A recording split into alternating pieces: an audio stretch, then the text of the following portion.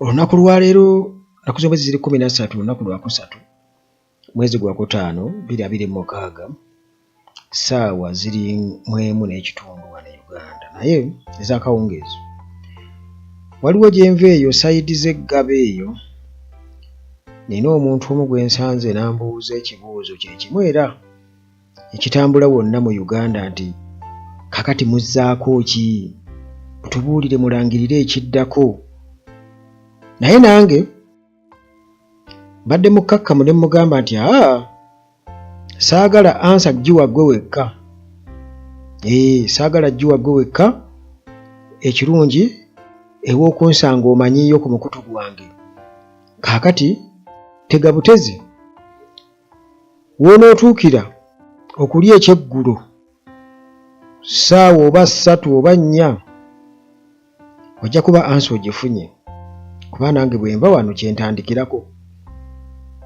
Kakati muganda wange ekiddako mu butakulwisa ekiddako kufa. Okitegedde muganda wange, ekiddako kufa, tugenda kufa. Bw'obanga oli namukisa nga obadde tonnafa, kubanga waliwo abadde nga bajja bafa lwakuba nti ffe tulina enkola eyazirindaba olwange nga tetufaayo nnyo, naye bangi nnyo be babbyeko ettaka, bangi nnyo be basibye olw'ebyabwe, era bangi nnyo balusuddemu akaba, bangi nnyo baafa. Weebali obalaba boogera naye yafa kuba takyalina waatandikira, kitegeeza yafa baamukomya, either bizinensi ye baagitwala, baamuseetinga abafere ne bamubba, naye nga bamuseetinga bali mu system ne bamwavuwaza. Bangi nnyo kati nga omugenzi Sulaiman Kiggundu yali yafa, nga yafa dda, naye nga atambulira yatambulanga ayogera ku Museveni engeri gye yamukomyamu, abaaliwo mu biseera ebimunjulira, yali yafa dda. Omugenzi Sulaiman Kyanjo Hussein Kyanjo naye yali yafa dda nga bamuwadde obutwa.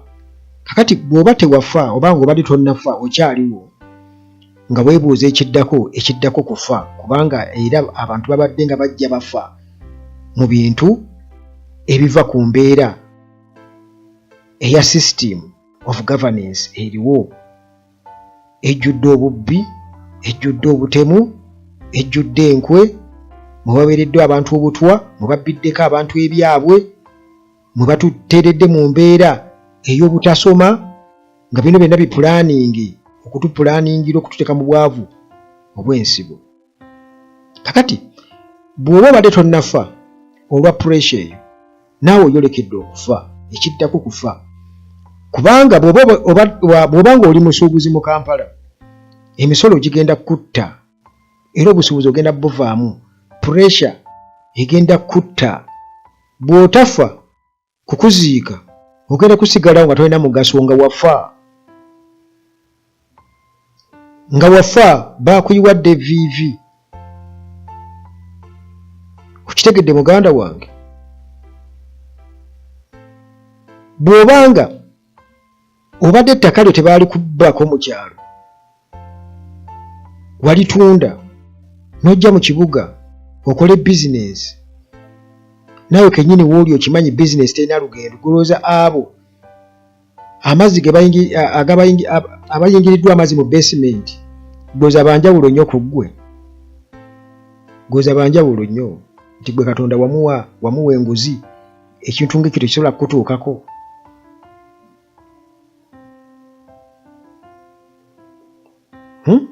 Mbuuza ggwe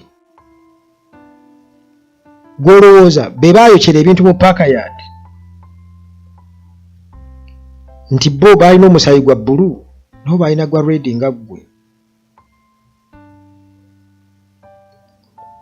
Kakati munnange bw'obanga olowooza nti gwe oli okay,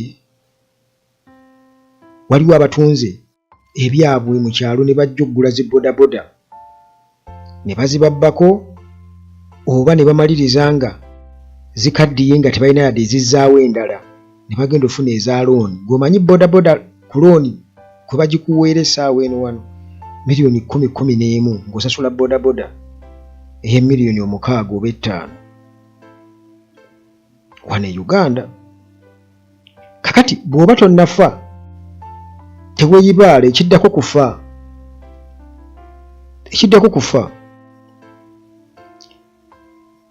Bw'ona olemererwa okufa ebyo ojja kudduka e Uganda ogende ebweru, aidha ogende mu Bwakadaama oba ogende mu nsi endala okuyiiya. Naye bw'olese e Kampala bajja kukussa pressure, bajja kuba bakubira amasimu buli kaseera kubanga tebalina zaakulya. Bw'onookolayo akasente okabaweereza babiko kye beetandikirawo oba obafeeko mubeko kye muzimba, tojja kubisangawo. Kakati pressure ejja kutta otuuke ekiseera ogambe nti nze abantu b'Uganda mbeesonyiye. Waliwo n'abantu abamu nga ye ali bweru agamba nze sidda Uganda. Bw'onooba Kadaama ng'oli eyo oli musanyufu, obusente bwo bw'okola obw'ekinaku basooka bokecula. Bamala bokecula omusolo omuyitirivu ennyo. Kakati boonoozibwa wano e Kampala, bwe bazikuterekere oba bakuzimbire oba bakole batya, bajja kuzirya. Pressure egenda kukutta. Kakati munnange mwabali wano e Kampala oba tonnafa, ebyo byonna tebinnakutta, bagenda kusenda. Abamu beetuze tubalabyeko. Kakati bw'onooba tonnawa kwetuga, oyinza okwegaana abaana bo n'obagamba ku myaka emito mugende mweyiye. Nze waliwo obwana obumpitako wano nga bulonda scrap, naye ate nga bwali bupangisa kumpimpi wano, naye nga kirabika embeera yabatabukira. Ogenda okukitegeera nti taata yadduka, maama n'amulekera abaana, nga bulonda scrap. Bwemutwala kumutunda wali kilo oba ya 10. Kakati gwe olowooza nti abo bakyali balamu? Baafa dda. Okitegeera? Kati omuntu agenda akutta mpola lwakuba ti gwe oba tomanyi, golowooza omuntu afa mulundi gumu. Omuntu ayinza okugenda era obutalavu, omuntu ayinza oteeka omunnyo ku kyuma nekigenda nga kitalaga mpola. Bano abasajja batuyiyeeko omunnyo, tugenda tutalaga mpola. Okyabuuza kiddako.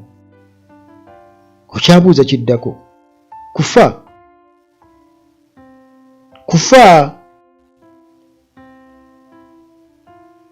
era bw'oba tonnafa misolo n'ebirala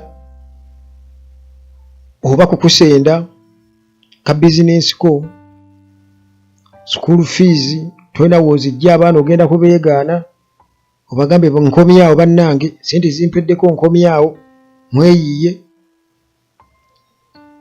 Sooka weebuuze ekibuuzo nti n'abaabali nabo babagamba kyekimu nga bakyakubuuza bagamba nti omunnyo guweddewo ng'oli mu kwekuba mpi onoonya 10. Lowooza nabali bazeekuba empi nga banoonya 10. Wafa dda wafa ddala okuba nti oli dead body walking. Nye tokimanyi. Wafa dda muganda wange, wafa, oli mufu. Kuba tosobola kugula mugaati n'ogulyako ne blue band oba zesta. Osobola? Tosobola. Kati wafa. Okitegedde? Kati bw'oba tonnafa ebyo byonna tebinnakutta. Ogenda kufa akabenje. Olw'enguudo embi.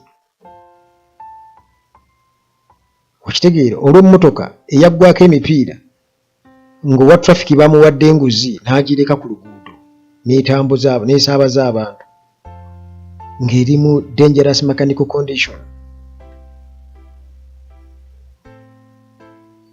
Okitegeera, ng'eri eyanyiga munnaffe wali ku byokero eggaba embu yagaana okusiba mbu. Kaakati bw'onoomala okufuna akabenje ng'era bwe walaba wali eggaba nti baamuddusa mu ddwaliro okumutuusa e Mulago, bo bennyini batulojjera ebiri e Mulago, ennaku eri e Mulago be baagitulojjera bo bennyini. Era ate baalina kufuna ssente kuva mu State House kujja kubatwalamu ay'ekike mbu ajjanjabibwe eri eno e Mulago nga tekisoboka, ddwaliro lya gavumenti ekkulu. Kakati gwe wandibadde wafudde dda, wandibadde wafudde dda, kitegeera. Kakati mu ngeri zonna ekiddako kufa. Bw'onoomala okwekyawa, wuliriza bulungi, bw'onoomala okwekyawa, bw'oba obadde ompuliriza bulungi nnyo, ne bagamba nti kye tusigazza okukola kwe kubeera nti nno tukola ekyo kye twali twewala okukola. Ebbanga lyonna tubadde nga twewala okukola ekintu ekimu nga tetwagala kuyiwa musaayi. Museveni ye yakikola. Kati oba oliawo naffe kye tusigazza okubeera nga twekyawa. Naye era ekkubo eryo ng'era Museveni bye yagamba nti nabo baali bamalirivu nnyo nga enkola yaabwe gwe bakuba nga babuuka omulambo nga bo beeyongerayo mu maaso nga basonga. Okitegeera, kitegeeza nti n'eryo ekkubo lirimu kufa. Kati eri amanyi oba gwe gwe banatte oba nze naye nga ye way out. Naffe tulina kusonga. Bino ebyokugamba nti nno bannange biki anedda tetwagala kubali abasajja bo kye bayita security eggwanga okubeera nga liri secuwa kwe kubeera nga liri mu mikono gyabwe. Bino ebyoga nti kanonda omuntu nti tumuwadde obuyinza nga twalonda Robert Kyagulanyi Ssentamu nti bamuwe entebe tebijja kusoboka, ye bo tebakisobolerako ddala, baakitugambirawo. Waakiri okufa, waakiri nabo bagamba waakiri okufa naye nga tebawaddeyo ki, tebawaddeyo buyinza. Kati ebyokuteesa ebya demokrasiya tebikyaliwo, wabula ekintu kiri ekyo ekikulembedde mu maaso. Ekkubo erikulembedde mu maaso liri very risky kufa.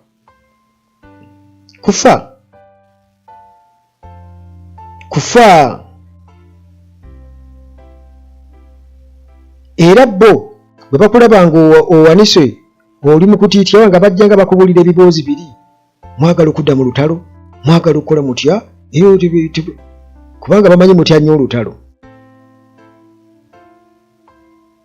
Bo babatiisa kufa, mwebake ku tulo nga mwebaka, bo nga batuukiza bigendererwa byabwe.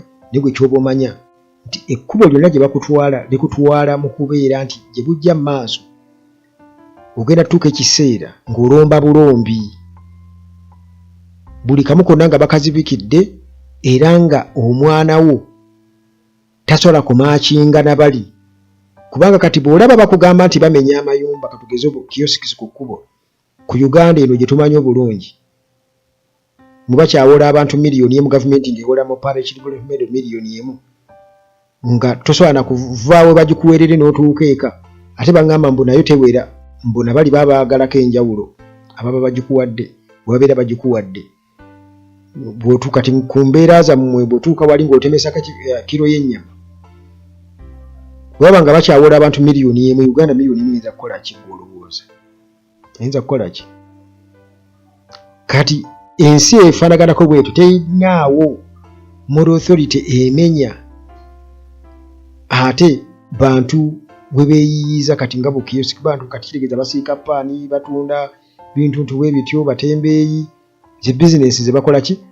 Ate ng'ekyo kiviira ddala eri nti tebasomesa bantu by'amakulu. Siga nti basomesa abantu by'amakulu, bo babyesomesa n'abaana baabwe bagenda kuyiga kusima amafuta n'ebirala.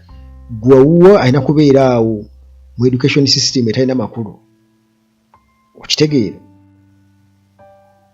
Kakati ajja kuba omwana butasobola kumaakinga na bali.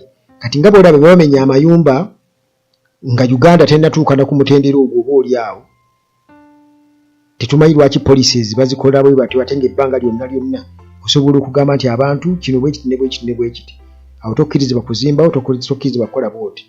Naye bakikola abruptly kubanga babadde mu corrupt system, ate mwe babadde basurvivingira, era nga ebireeseewo byonna corruption, okitegeera. So nga ate era enguzi tebagijjeewo, ekyaliwo ekyawunya.